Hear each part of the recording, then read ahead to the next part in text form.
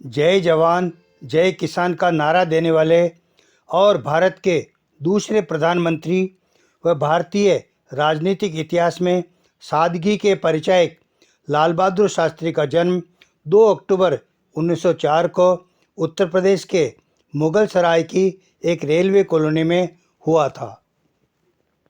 उनके पिता का नाम शारदा प्रसाद श्रीवास्तव था। उनकी माता का नाम राम दुलारी था तथा उनकी पत्नी का नाम ललिता देवी था।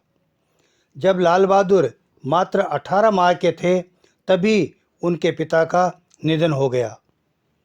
उनके पिता के निधन के पश्चात उनकी माता राज दुलारी अपनी 2 पुत्रियों और 1 पुत्र को लेकर अपने पिता के घर चली गई।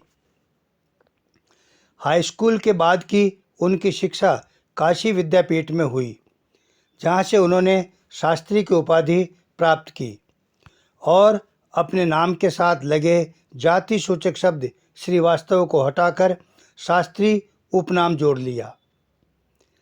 भारत की स्वतंत्रता के बाद शास्त्री जी को उत्तर प्रदेश में संसदीय सचिव के रूप में नियुक्त किया गया था।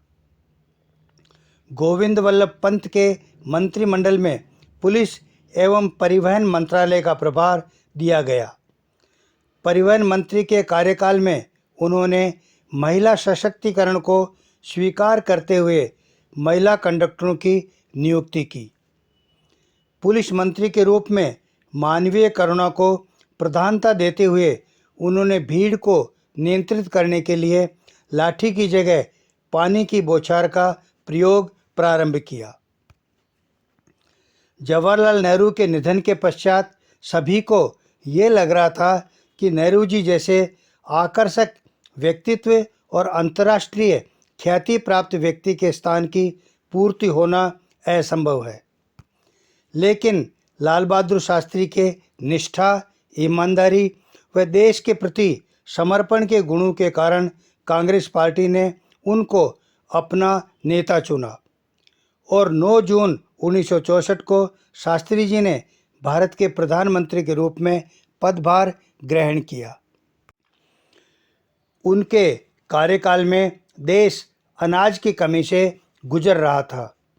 तभी उन्होंने देशवासियों से 1 सप्ताह में एक समय का उपवास रखने का आह्वान किया और पूरे देश ने उनका समर्थन किया।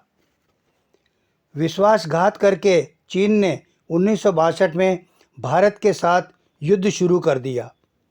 परिणाम स्वरूप भारत को बहुत अधिक क्षति हुई।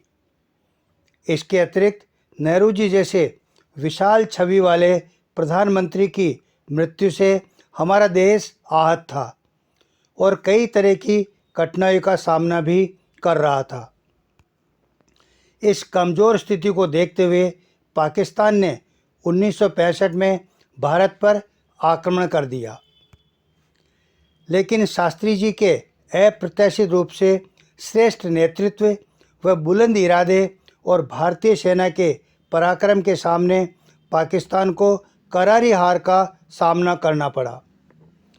ताशकंद में पाकिस्तान के प्रधानमंत्री अयूब खान के साथ युद्ध समाप्त करने के समझौते पर वार्ता चली तो शास्त्री जी की एक ही जिद थी कि उन्हें शेष शर्तें मंजूर हैं, लेकिन भारत द्वारा जीती हुई ज़मीन पाकिस्तान को लौटाना बिल्कुल स्वीकार नहीं है। शास्त्री जी पर अंतर्राष्ट्रीय दबाव बनाकर ताशकंद समझौते के दस्तावेज पर हस्ताक्षर करवा लिए। उन्होंने ये कहते हुए हस्ताक्षर किए थे कि मैं हस्ताक्षर तो कर रहा हूँ, परंतु भारत द्वारा जीती हुई ज़मीन दूसरा प्रधानमंत्री ही लौटाएगा, मैं नहीं।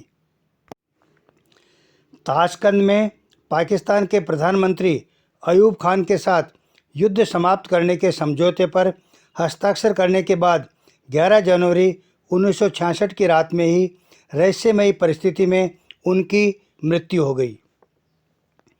शास्त्री जी ने हमेशा किसानों की भलाई के बारे में सोचा। सैनिकों के हित में जो कुछ कर सकते थे किया। सेना के जवानों और किसानों को महत्व देते हुए उन्होंने जय जवान जय किसान का नारा दिया। देश कैसे आत्मनिर्भर हो इसके बारे में चिंतन किया।